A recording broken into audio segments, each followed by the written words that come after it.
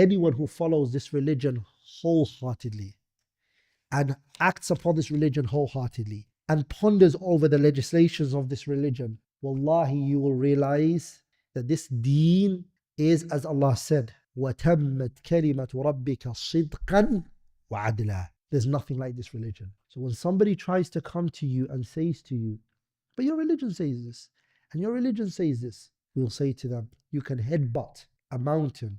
Don't be gentle to the mountain. Be gentle to your horn. You're never going to be able to destroy this religion. It's existed and it will always exist. Are we all together, brothers? And that's why it's important to look into this topic known as Mahasinul Islam, the merits of Al-Islam. It's important to teach our children not halal and haram only, but the hikam and the wisdoms behind certain things. When they learn that, their eyes open, wow, this makes sense. And they appreciate the religion of Allah subhanahu wa ta'ala a lot. When they know the wisdom, the hikam, the reason, explain it to them.